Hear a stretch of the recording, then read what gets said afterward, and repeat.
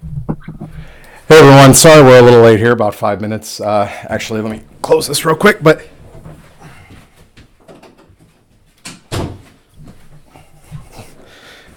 I'm Aaron Pallian, and this man right here next to me is Lars Finanger. He's the founder, one of the founders, the co-founder of Ödyssey SwimRun, and director of all the events.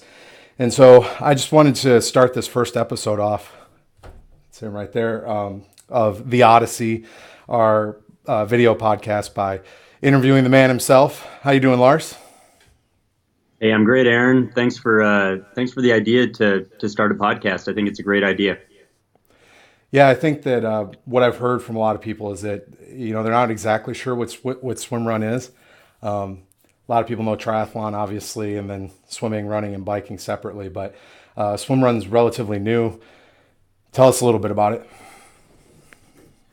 Yeah, SwimRun is it's funny because you're right. A lot of people confuse it by saying, "Oh, like a quathlon where you swim and then you run."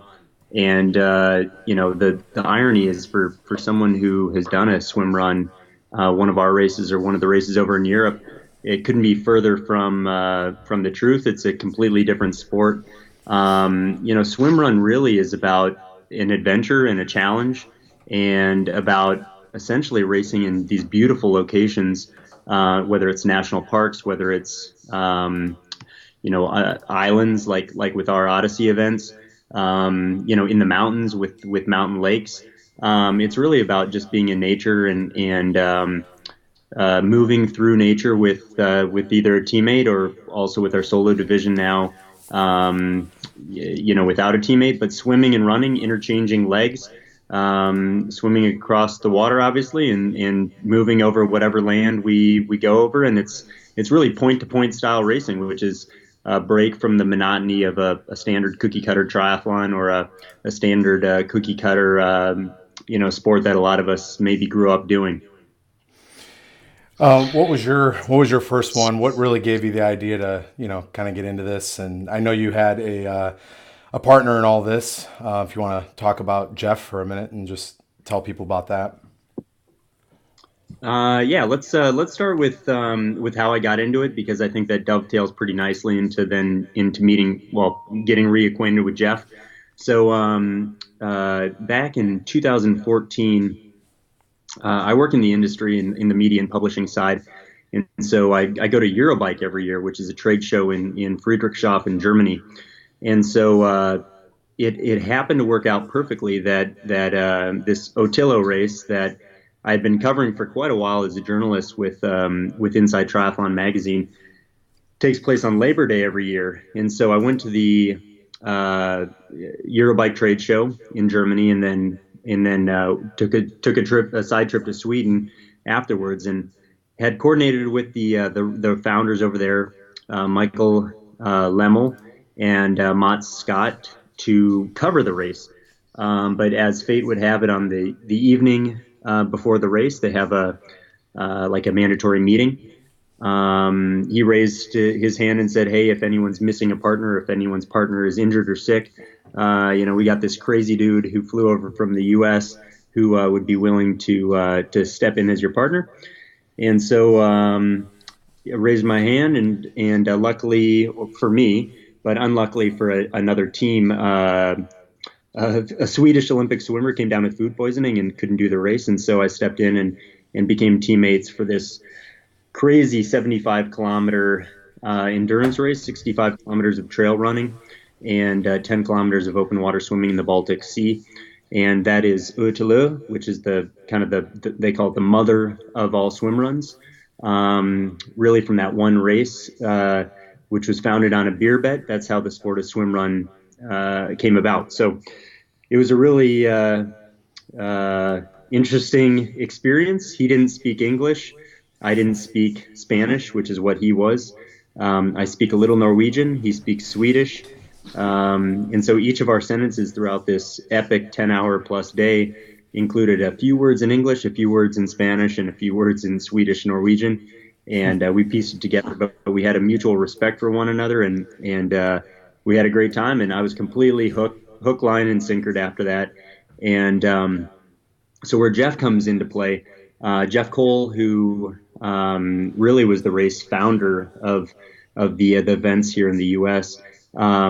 He saw a post recap video, and he emailed me and he said, "Hey, we got this. Have you seen this crazy event called to Lur?" Is how he says it. Um, we got these islands off the coast of Maine. We should totally do one of these races. And I said, "Hey, I'm milking some wounds here. Haven't just done that race, but when I get back to the U.S., why don't we connect and let's chat about it?" And Jeff was a real go-getter. I mean, he had that adventurous spirit that these Swedes have who founded the race, and he was an avid outdoorsman and just loved this stuff. And so um, we tried working with the Swedes for I'd say the better part of a year or so to kind of right away bring it into their series. But for good reason, they were very concentrated on Europe at the time, and so Jeff just plain and simply got tired of waiting for answers from someone else, and so he just went ahead and launched his first kind of low key practice run in Cape Porpoise, which is just outside of Kennebunk, Maine, which is where he was from. And there was about 12 others from the Kennebunk Tri Club who all got together and they did this little island dash across about a dozen little islands in off the coast of Cape Porpoise. And that was really the first swim run on U.S. soil. There were no timing chips or anything like that. It was just the way it should be. It was a bunch of like-minded people getting out there and having fun and cracking open a brewski at the end and having a good time. So, but then in January we launched the registration for the first ever Casco Bay Island Swim Run, and that was a behemoth in and of itself. It was Jeff and I had both produced triathlons in the past, and that was really an adventure that neither of us had undertaken before. A lot of moving parts, a lot of learning lessons that we certainly learned the first year and continued to even learn the next 3 years. And unfortunately, Jeff passed away last March, the end of last March. A real sudden illness, and that's left a real big void in our U.S. racing. He just had such a passionate, spirited soul and way about him. Very comforting to everyone, whether you were a first timer or a seasoned old salty vet. He just had this hitch in his step, and he always was the first to charge, and so he's really sorely missed. Luckily he has a great family. Rachel, Ben, and his wife Kim continue to be very supportive of SwimRun and everything that we do. And then he just has phenomenal friends from both Kennebunk, especially Nick Valls has been just so instrumental with absolutely everything. Kevin Bakke is our medical director and just couldn't do this stuff without him. So, there's so many people. It's a community of people who put on the events, and these were all friends of Jeff, where he could just call them up and say, hey, Squirty, or whatever their nickname was from back in high school, come on out this weekend and let's, help us out with this thing. And so, I think if it wasn't for Jeff, this doesn't happen. And, someone would do it at some point somewhere in the U.S., but Casco Bay Swim Run would not have happened had it not been for Jeff just charging. So he is sorely missed. Well, and it's, hold on, this screen was supposed to change. So one of the things that always struck me, and correct me if I'm wrong, but Jeff wasn't an actual swim runner, right? Had he done one before or no? That's what made Jeff so impressive is he was more of like a hunter, an outdoorsman, a snowmobiler. I mean, he could fix anything. He could, he was a hunter, loved going out into the mountains and on his lake and hanging with his bird dogs and his son and just being outdoors in the wilderness. He wasn't a natural born endurance athlete, which is what made it even more impressive to me. He did do that first Cape Porpoise swim run. He had done Ironman races before. He had done triathlons before. But tongue in cheek, the real athlete in the family is his wife Kim. She's a ringer.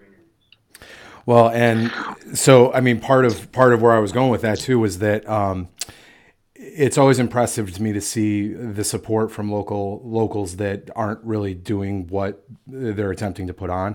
When you get that support and the excitement from someone who hasn't, and you said he's done some here or there, but the support from people that really haven't done that many of them, or isn't, or they aren't living and breathing the sport like a lot of us have or did in the past. It's all that much more impressive. You feel that much more welcome because I mean they don't necessarily relate on the same level, so it's really pretty impressive and really.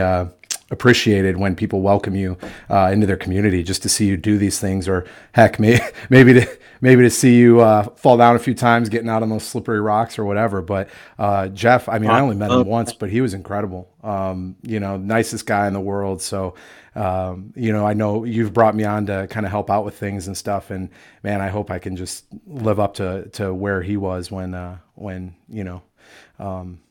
his the unfortunate incident happened. But Yeah, you know, well, you met him a couple of times as when you came out for being our race photographer, and the cool thing is, you earn Jeff's respect if you were a guy who rolled up sleeves and got wet in the water to get your shot, and you always did that.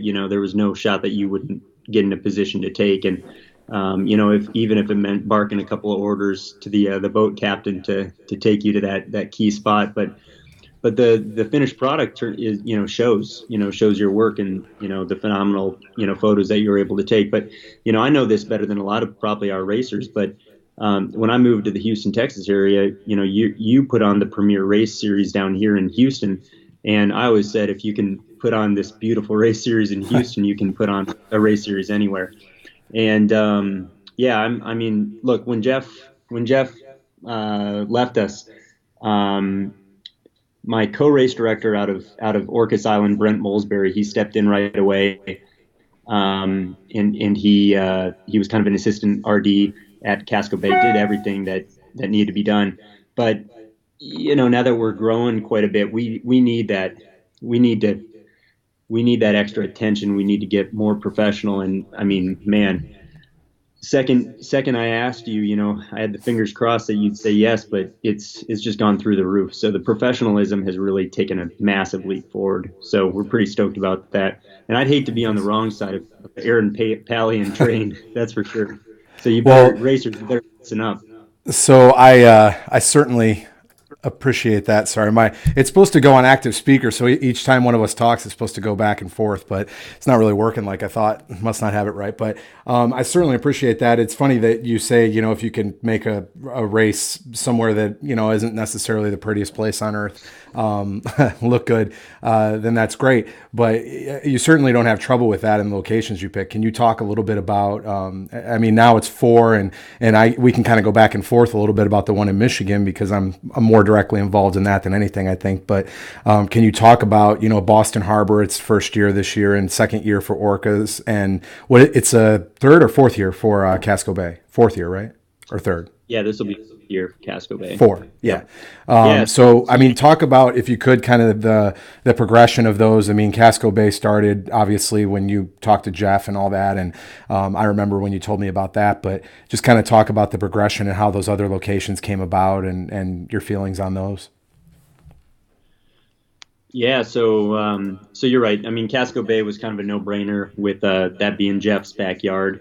That one, from all accounts, everyone who has raced Otalo over in Stockholm, Sweden, they all say that it's the closest replica um, to what we have here in the U.S. to what's over there in Sweden in the Stockholm archipelago.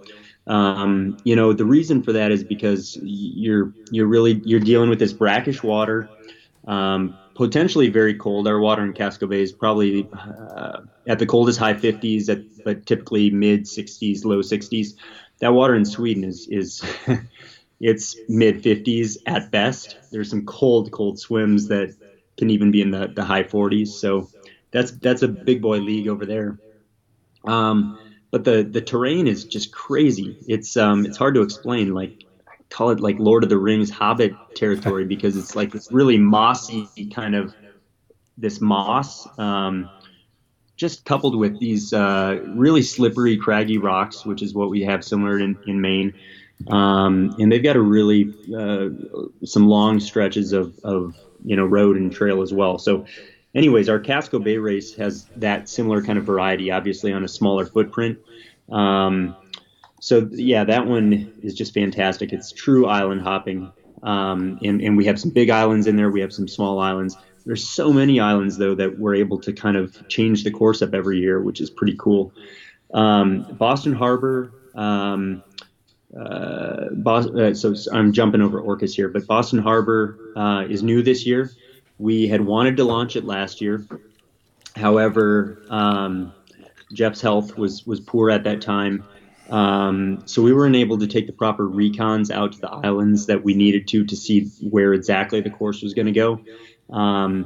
And so we pushed it forward to 2019, and July 13th will be the first running of that this year. We have five runs, five swims.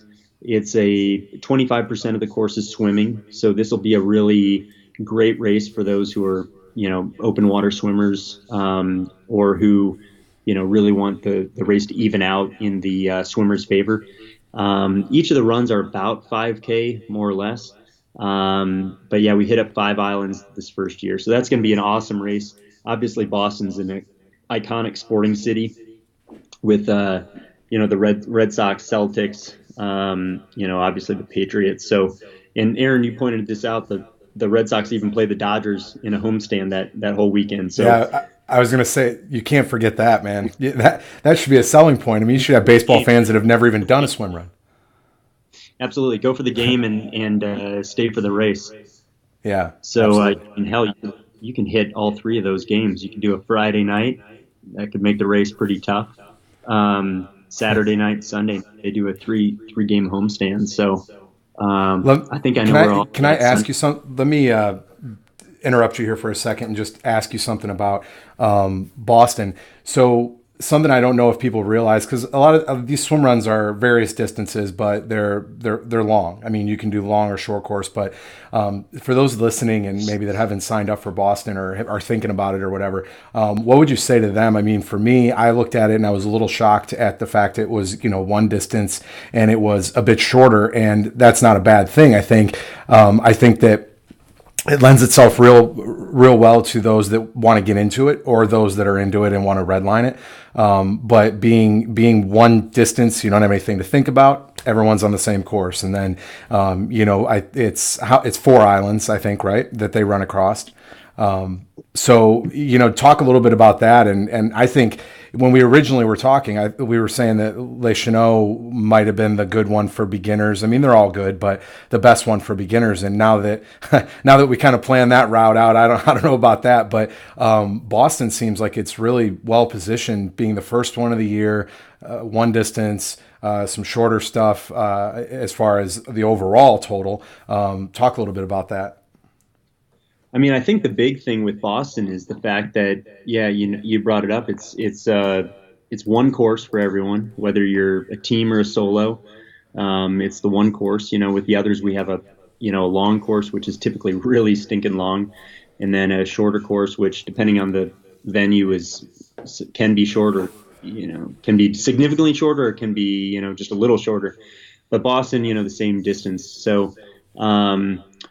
So really, it more depends on, do you have that teammate, or if you're a triathlete coming over and want to test your first one, can you, and that's kind of your background doing single sports, can you just do this thing, with only your buddy, which is that inflatable New Wave swim buoy. So, well, and remember, I mean, triathletes should be the prime pickings for this thing, not having to carry their bike with them to the airport. I've done that cross country and halfway around the world, and I know you have too. And I mean, that's a huge pain in the ass to take that thing around with you. The incredible thing, going to Sweden a couple times, I've done that 3 times now, and packing a carry-on bag as your race bag is awesome. I mean, just not having to pay an extra couple $100 to the airport warlords, and being able to go to a world championship race with just a carry-on bag, you can't do that in triathlon. So that's the selling point right there for sure. But Aaron, back to your question about Boston. So, you know, last year we were going to do this race in June as well, and they had a really hard winter, and that would have been really cold water, probably 50s for sure. But we bumped it back a month, so mid-July now. That's going to be pretty warm water, likely. So, mid 60s is what the average temp says for July in Boston Harbor, and so. Yeah, I think Boston should be probably the warmest water out of any of the races. Um, yeah, I mean, and again, there's the selling points of the city. So if you're Yeah. wanting to go, experience like a historical city, I know last year after Casco Bay, my wife and my girls and I, we went and we did the whole Boston thing. So we, walked the Freedom Trail. We went out, did the Harborside walks. My dad and my grandpa and I went to a game at Fenway, which was, having grown up a Minnesota Twins fan and baseball in the Metrodome in the indoor You, baseball, it that was was a real. huge sin you just did there. Right. Yeah, I mean, if you can be a fan of baseball and have, watch a dome team for your whole life, I mean, Fenway's like just Disneyland. Yeah, So, absolutely. Hey, quick question before we go, because next is kind of talking about orcas and how that got started. But Tony Hammett, I hope I said that right, had a question online. He said, "What's your biggest challenge of being a oh, swim run race director?" yeah.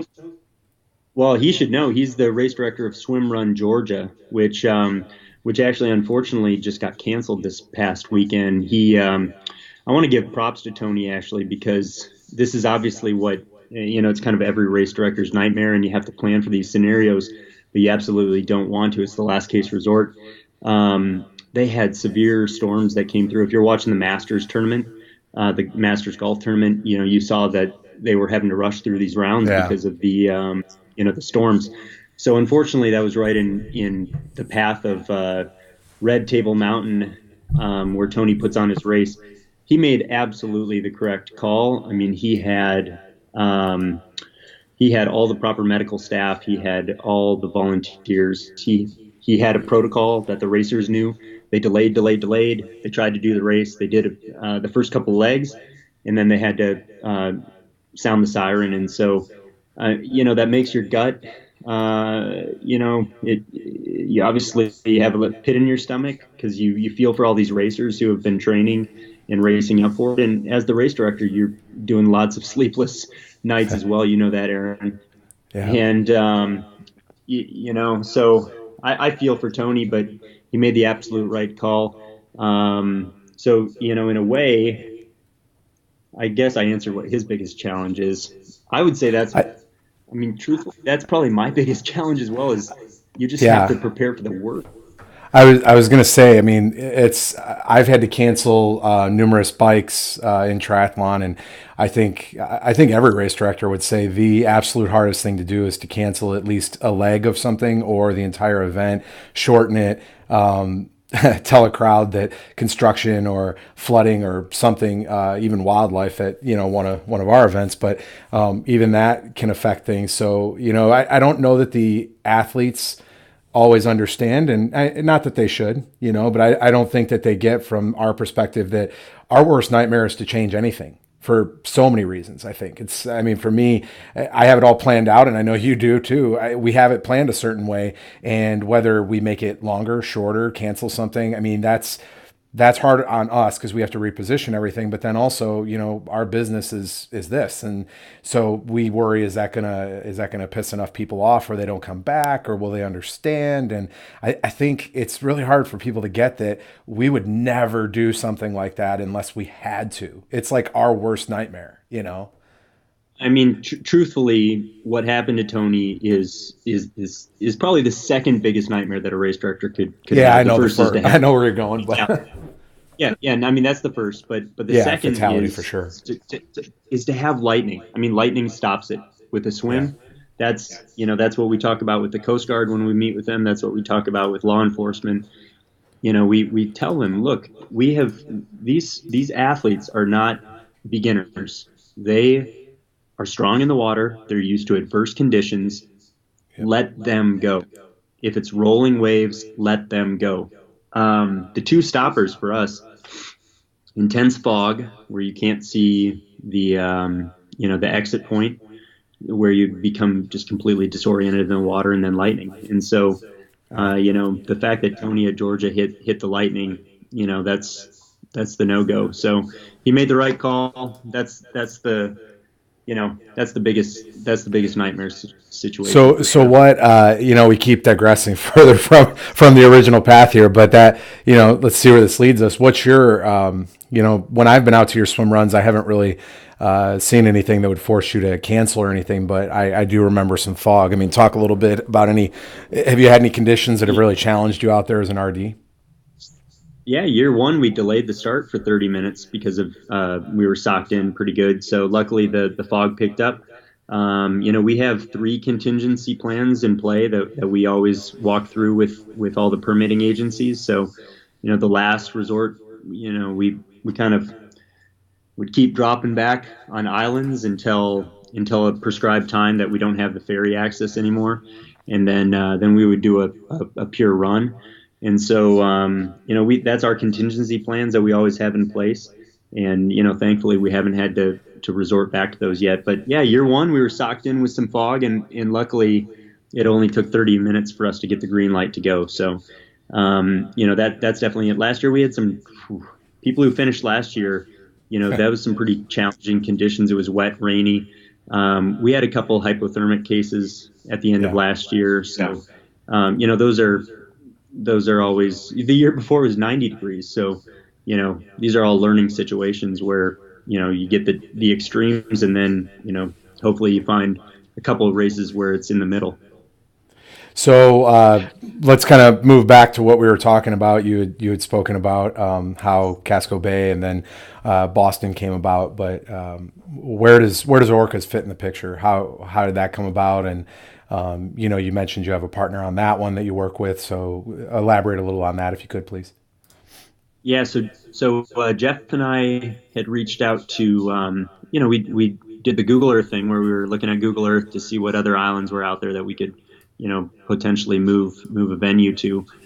And San Juan Islands came up right away. And we foolishly, me being from the Midwest and Jeff being from New England, Jeff probably knew a little better than I.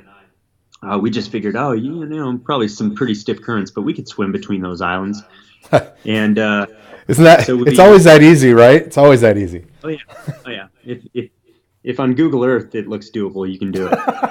And so and so somehow we got a hold of Brent Molesbury, and he had been a kayak guide out in San Juans for a while, based out of San Juan Island, and and he produces adventure races, and he's an adventure racer himself, so he's a pretty hardy guy. And like me, he's an Iowan, and so I bring that up because I instantly was connected to him in that way. But with the adventure racing background, we said, okay, so here's our plan. We'd like to swim between these islands, and he just laughed and said, okay, there's a couple problems here. First, see this strait right here, this little narrow crossing, this little narrow channel. That's probably the single craziest rapids, tide in the world, right So there, you had a straight of death Juan wish. de Fuca. Right.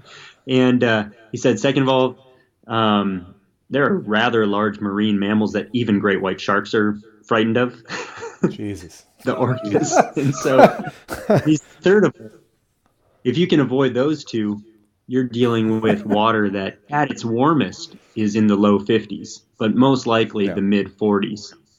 Yeah. And so, but he said, I put on this adventure race on Orcas Island, and I think it'd be a perfect venue. So he, in a matter of a couple of days, he had a map worked out for us, a course mapped out, and that's our race in the series. Where if you're a trail runner, that's heaven for you. These beautiful, pristine mountain lakes, clear. You could just, swim with your mouth open, just drinking out of these lakes. And then, the trail run is just brutal. And there's a lot of elevation um, on that course. And if you're a billy goat, that's the course for you. Yeah, getting to the top of Mount Constitution, the cars were struggling a bit with that last year, so that was nice to get up there, not on my own legs, get the camera out and wait for Oh, everybody you up there. weren't, So you weren't hoofing it out there? We actually what? drove you around. Oh You weren't yeah, hoofing it remember out, I driving had you I around. had Brent Stad the entire time. He was driving me everywhere in that van, that We Do van that you gave us. The Van Do It, yeah, the Van Do It van. Yeah, everything Yeah. flying around in the back, trying not to get concussions on the way up there.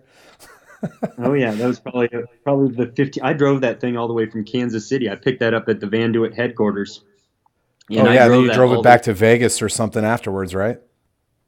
Yep, I drove it up to Seattle, out to Orcas on the ferry, and Oh then man, that's a lot of that carried driving. everything. We did a massive food run that carried all of our race provisions. Um, I slept in that thing. That was awesome. That Van Do It van did everything. So I have to ask a little advice then. I'm planning when I come out to work orcas this year. I'm going to take like a couple weeks, On a and van. the photography side of me go across the national parks and Yellowstone and stuff. So yeah, it's definitely something I'm looking forward to. But man, that's a lot of drive. You drove up from Texas. How'd that go for you? That long drive up there? Um, it's a beast. Yeah, Yeah. I mean it's. I'm not sure that's something I would advise. Take our flight, man. We'll Yeah, I mean, I won't be too tired by the time I get to the take race, right? flight. Yeah. No, So, now it's public. Now what? we'll fly out there. Oh, yeah. I said it's public now. We'll fly out there. Just don't drive. I need you. I need you. Bright-eyed and bushy-tailed. Yeah, exactly. So, I mean, that brings us to the last race, the one we just added, and that's a project for those of you that don't know that are listening that Lars and I are doing together. I live here in Michigan. I used to be in Houston, and then after we sold our triathlons and our runs, I decided to move up here to be close to family. And when I did, I really, for me, I've been doing triathlons so long, producing them and racing in them, that for me, I just really wanted some stuff close to home. So I'm starting to put on, I've got a turkey trot here locally and a little paddle triathlon that we're doing, but I wanted something a little larger. And I was already thinking swim run. I had talked to you about that, Lars. And then you asked me to come on and help you and work with you through all the events. So it kind of just made sense there. And I know you said you had been thinking about Michigan anyway, up by Traverse City. And you can elaborate a little more on that in a minute. But I know that I went up there and, with Ironman coming in and everything, it just really didn't seem like it was the right place for an event like this. And Traverse City's great. Sleeping Bear Dunes are great. But there's just a lot of traffic. It's not as rural as somewhere like the Le Cheneau Islands. It's not as secluded, rustic, and just, it's not, it's environment friendly and everything, but there's just so many people and there's so many businesses and houses and stuff like that. So it's crazy. The Great Lakes, they have islands here or there, but there's very few island chains that really are hospitable to something like this, to a swim run. So originally, I kind of thought it was just like a marshland up there. It looked like it, like you said, from Google Earth, which you really can't tell a thing from. But I decided one day on vacation when I was up there with the family to just give it a look, and it looked great. So I mean, talk about what were your thoughts originally before I came to you with the islands and us doing that together. Where were you thinking in Michigan, and why were you even drawn to Michigan in the first place? Well, oddly enough, yeah, I mean, I'm from the Midwest, so I wanted a race in the Midwest for sure. And no, Traverse City is where just on paper I thought we would go. Yeah. And you went out there I think a handful of times and just said, guys, I'm looking at the course, but it ain't here. And Yeah. so, I pushed you pretty hard. I was like, well, you're not looking in the right places. It's there. And I think eventually, I just trusted you. I mean, I think we had enough pushback from the local kind of permitting agencies that were making life pretty difficult, that we just sometimes you just chalk it up. Yeah. I think at that same time you went up, you took that drive up to Mackinac, and you took that drive up to Les Chenaux, and you said when you got to Les Chenaux, you were just like, "We got it. This is it." Yeah. You know, And I'll when say you, that working with them, it's hard because there's a lot of private owners of land there, and that's really the only hard part that's been getting a hold of people that don't live there year round. But other than that, I mean, man, I haven't worked with very many communities and I've worked with a lot of communities that are welcoming, but nothing like I've seen there. They are so excited.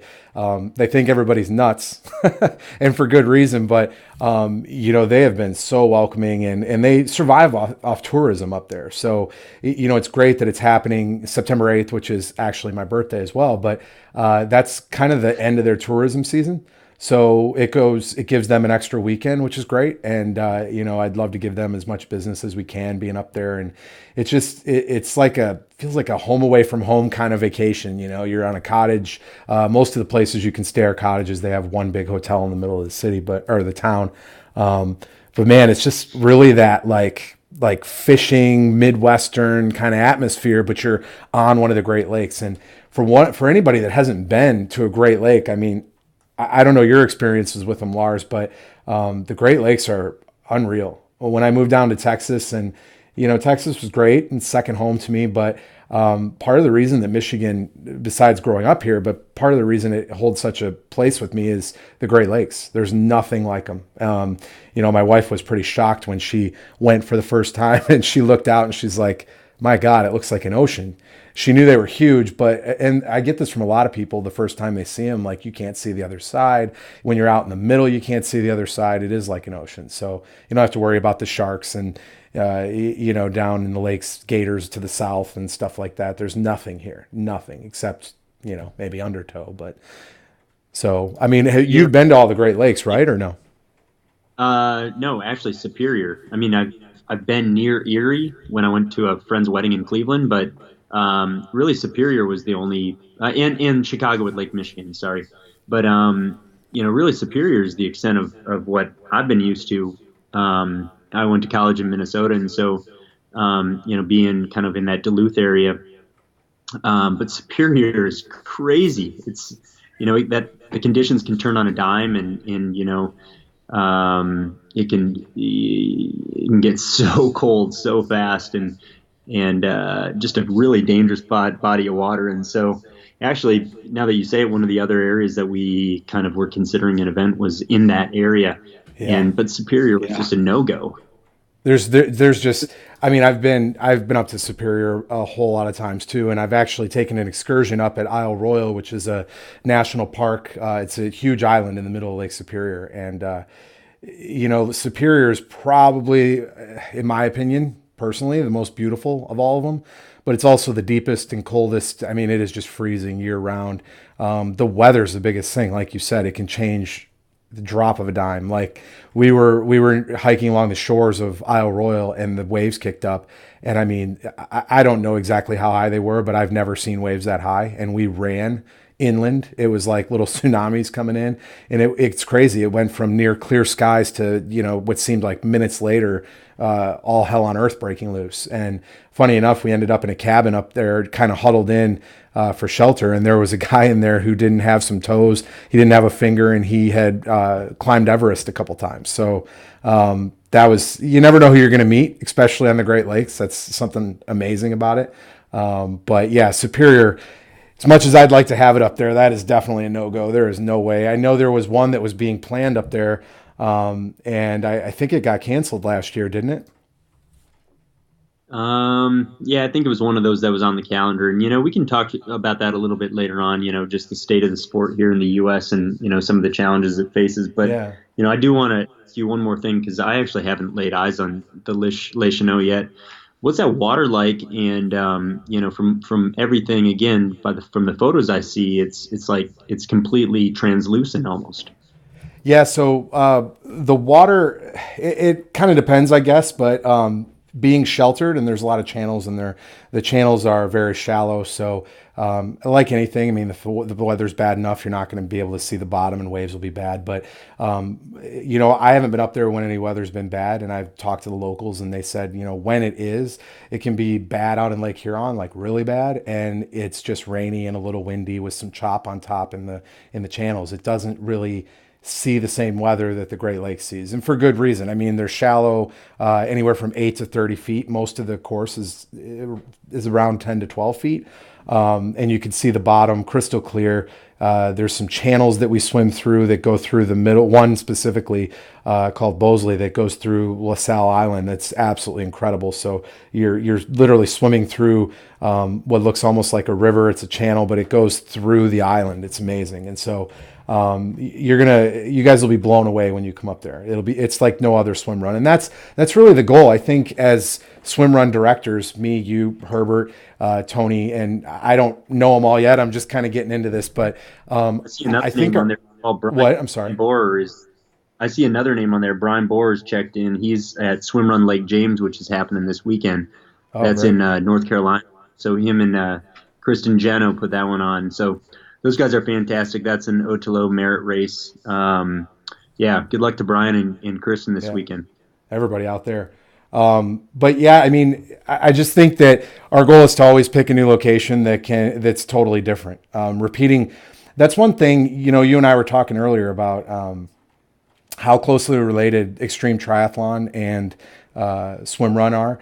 They're different in the way, obviously, that the bike's not there, and just the splits and how they work. But overall, the kind of people and what they're looking for in both these sports are so similar that they either do both, or they're the same kind of people and they don't even know it. I mean, the people that do these two types of events are looking for more than the typical triathlon, or more than the typical aquathon, or whatever, where it's just go go go and don't enjoy what's around you. And it's funny. I've done so many races, and I'm sure you have too, where you look back and you're just like, what did I do? I don't even remember, where I was or anything, because all I cared about was the race. These are more of an adventure. They're not an adventure race, but they feel like an adventure as you're doing that marked course. Yeah, absolutely. I mean, I think it just gets back to like the kind of the genesis of why I think why the race directors are in these events and not, the cookie cutter, standard run of the mill distance triathlons or running races, is the fact that it's, you're really working with with nature. You pick a location based on how beautiful and scenic the location is and how challenging the course might be, and then you issue that challenge to see who steps up to the plate and wants to take on the challenge. And Kelly O'Mara and Sarah Gross came and did our Casco Bay race last year, and Kelly is a journalist, freelance journalist, but she wrote this piece for ESPN W, and she said, the one thing that really struck me is that these swim run races, they're challenging. Like it's really challenging. Yet nearly 50% of our field is women, and swim run. I truly believe, and you can see this over in Sweden and other races in Europe. Swimrun is the great equalizer of genders. I mean, I don't know what it is with whether it's the team aspect or women are just way tougher than men or what, but the fact that nearly 50% of these fields is female is just, it's badass. Well, think about, I know from triathlon at least that the extreme tries are 10 to 15% women. That's it. And the triathlons are 30 to 35%. Obviously, there's some outliers there that, they'll have higher or lower numbers. But I found consistently with normal triathlons, it was 30 to 35%. And then X tries are a lot lower. And that's definitely not something we want. I mean, the more females we can get in the sport, the better. And I was shocked because remember, I asked you that. I don't remember when I asked you that. It was probably, I don't know, a couple months ago because I just didn't know. And when you said 50%, you blew my mind, man.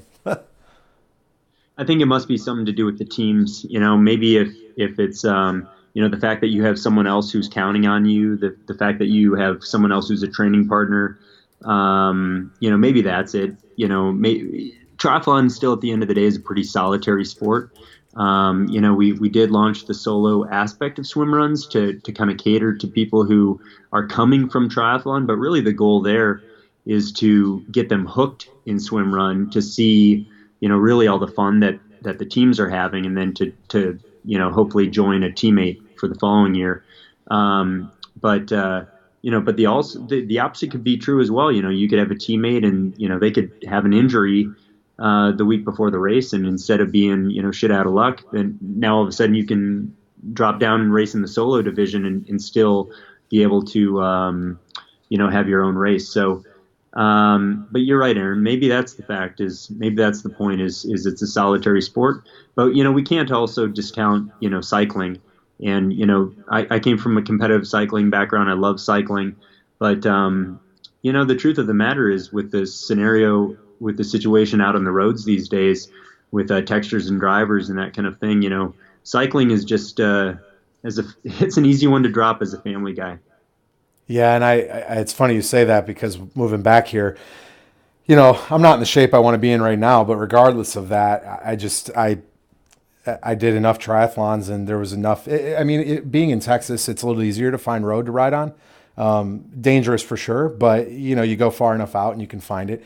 And so here, the roads are just terrible. If there's one thing Michigan's known for, it's our state flower being the construction cone and just having no shoulders, potholes everywhere, and 2-lane roads. So I gave it up, and it really it wasn't as hard as I thought. I don't know if I had enough pleasure out of the cycling part of it, and I was just ready to move on or what. But and I love riding. I love the bike, like you said. Not to discount that, but it's just something so easy about this, about swim run.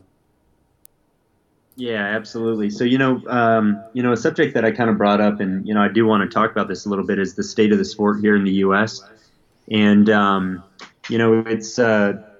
it's interesting because the sport, in terms of races, number of races is just exploding right now. So, worldwide, I think there's over 500 races. There's a European website, World of SwimRun, that does a really good job of kind of compiling all these races. And so I think they've ticked it over 520 or so. But in the course of just 4 years, we're over 3 dozen swim runs now in the U.S. And the interesting thing is we're still not getting that pool of athletes to fill those races, and really far from. We're seeing a lot of the same athletes, go between a lot of the events. Obviously they're hooked on the sport, but the sport still has a long way to go here in the U.S. And so, I don't know what the answer is, but we're certainly that's our big initiative and big driver, is to try to go outside of the sport, whether it's triathlon or trail running or open water swimming, and to try to find new people to come into the sport. And we certainly, want to issue that challenge as well to all of our racers, is to, find someone who is in your network, in your community. Maybe they're kind of scratching their head, do I really have to go do that same triathlon for the 8th year in a row? And, issue that challenge to them to try this new sport. And so, we just need new people in the sport, I think, for all these, the growing number of races that are out there. There's certainly some good ones. Well, I think, and you and I touch on this all the time because, obviously one of the reasons you brought me on was to help you with marketing and such. And I've conveyed to you our issues we've had with the same exact thing in the X-Tri or in the extreme tri world. And that's another reason I think they're very closely related. And so I think that creating that pipeline, that stream of new athletes, like you said, is important. But a point that I think goes overlooked that you and I discussed, and I hadn't really thought about it until you said it specifically with SwimRun, is that if you're training for bigger events, whether it's huge cycling events, ultra marathon running, whatever it is, and especially Ironman type triathlon or X-Tris or whatever, you can toss a swim run into the mix. Like, that's a great thing about swim run is that you don't have to. I mean, you could train for it all on its own. You can train for two, three, four of them. But I think where we can get more athletes into the sport, and I say we, yeah, us at Odyssey, but all of the swim runs and any of the other race directors listening is, and I'm sure they've had this too, this thought, but showing those athletes that are already trained up, are already ready to go, that hey, you can do this. Just get in at registration, get a bib and wetsuit, bring your ass over and get in the water. So I don't know that everyone thinks about it like that. Everyone's so I got to train for this, I got to train for this. But if you're already trained, hop in the water. Well, and a lot of these athletes, I mean, the first year that I did Ode to Low, I did it in triathlon wetsuit, so the zippers backwards, and I cut the neoprene up a little bit, but it was pretty janky, and actually I think they had just launched the first ever triathlon or swim run specific wetsuit at that point, but you don't have to have all the equipment. It's a really easy sport if you have shoes and if you have a wetsuit, you can get in the game. So. They're like any sport. I think you start to learn the strategy behind the sport. So you tinker with the equipment and you find out what works for you. But it's a really easy barrier to entry. And, oddly enough, again, as fun as the bike is the big economical barrier to entry in triathlon, to do that sport. And so take that out of the equation and it becomes a lot more economical. Well, and the other thing too is that triathlon aside, if someone wants to do this, I've witnessed through the lens through the years here that a lot of athletes are kind of floating their way through the swim. I mean, they're working their ass off. Don't get me wrong, but where I'm going with this, I guess, is that you don't have to be trained up like you do necessarily for other events that they're your A goals and things.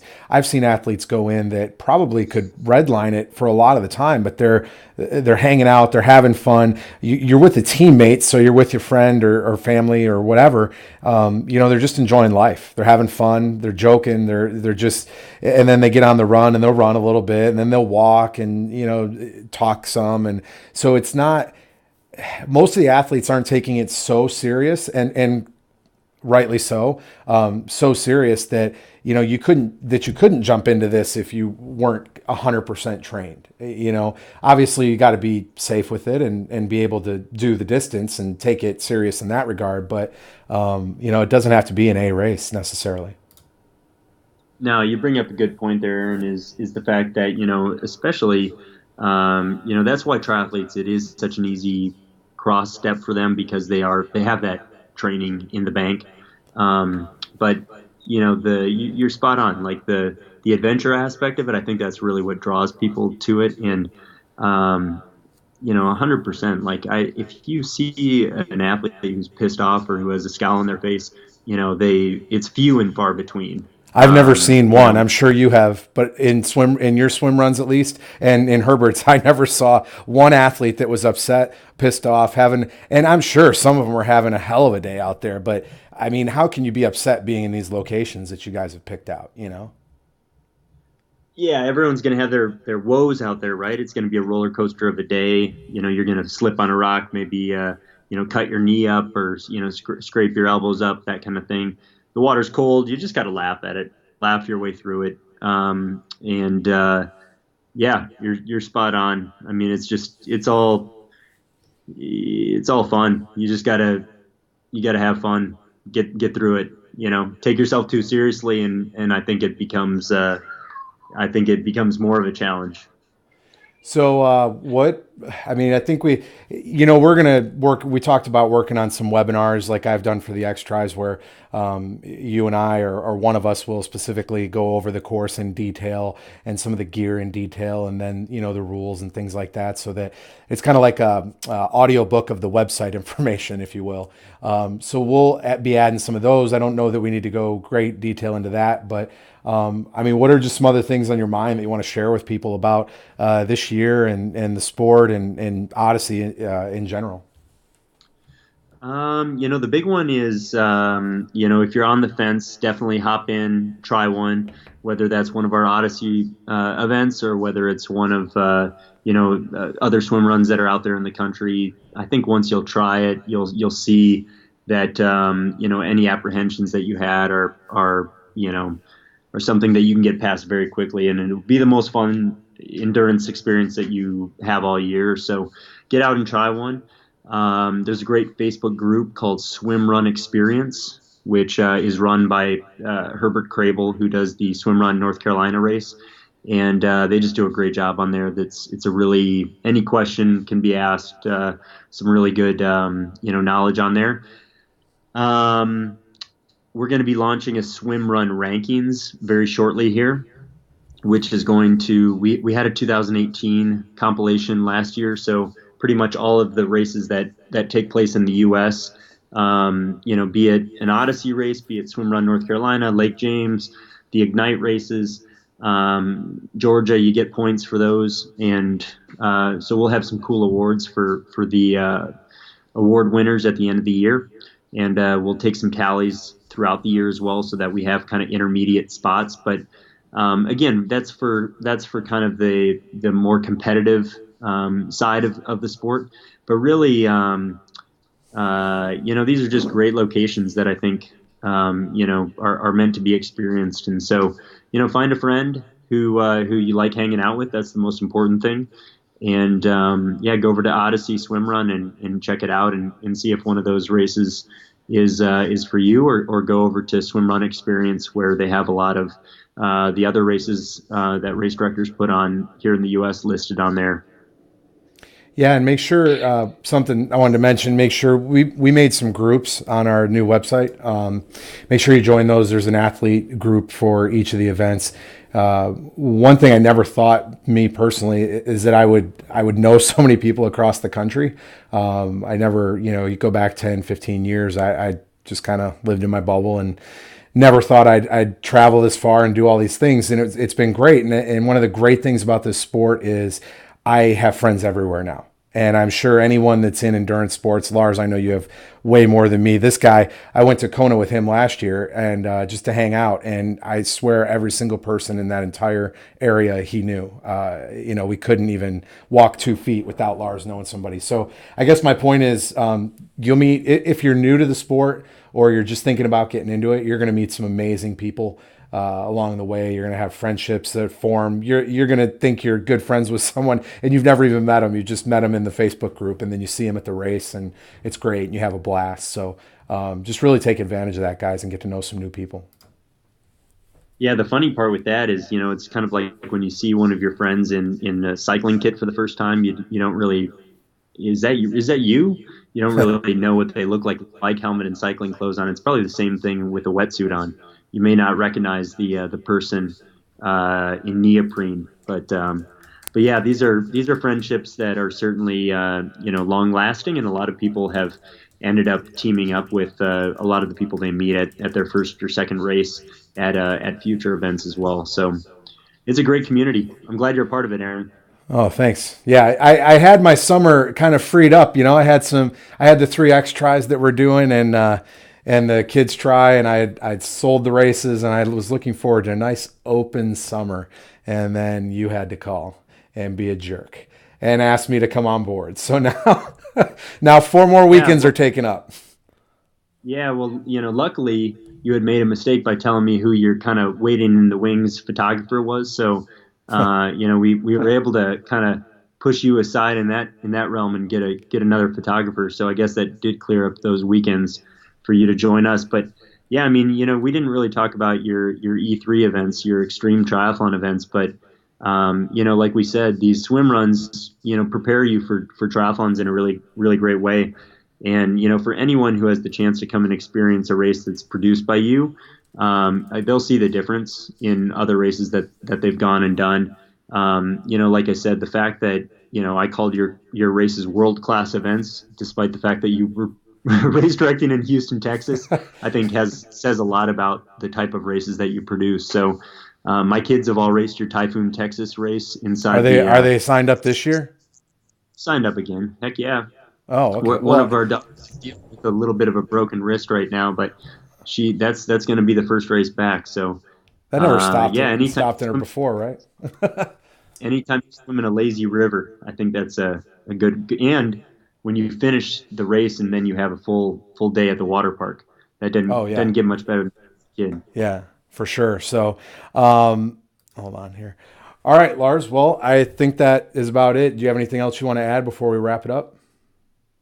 No, I mean, I think if folks out there have next requests, I think we've talked about this, Aaron. We'd like to send this mic around and start interviewing some of the interesting personalities that are out there who do these sports and are out there doing swim runs. So if folks have suggestions out there, I think we'd like to hear them. And if there's a critical mass of people, or if there's a really interesting, exciting story that needs to be told, we plan on shipping this mic around and bringing the Ödyssey podcast, around this year. Yeah, absolutely. Like you said, we want to talk to everyone in swim run, whether it's athletes, other race directors. So, love it. Love it. So, and I promise this is only my second one. I did one for the X Tries and then this one. So my camera angles might not be on exactly, not looking at the camera right, but I'll get better. And and Made you maybe look next time you'll good. figure the camera out. Exactly. I made you look good. Well, I have all the camera equipment set up. Don't worry, folks. This is not going to be your camera that you're going to be using. But actually, this mic isn't even hooked in. I just use this as a prop. I knew it. I knew it. I was going to ask you that. No, it's not even plugged in. But no, I have a computer that doesn't have the USB port that we need. So that really cool camera that we got just doesn't work. And so I'm doing the regular computer camera and a fake mic. Yeah. Oh, it worked. I don't think anyone knew. I knew, but no one else did. So, all right, Lars. Thanks for your time. We'll wrap it up. Just about an hour here into it. So, thanks a lot, man. I'll talk to you soon. And those of you listening, maybe we'll talk to you next. Check out the YouTube channel for Ödyssey SwimRun. Website is odysseyswimrun.com. And join on the YouTube channel for some of those webinars and other things we were talking about. This will be posted to YouTube, and it'll also be on Facebook as a recorded interview when I'm done here and we stop this. So have a good one, everyone. And be safe out there if you're racing this weekend. Good luck.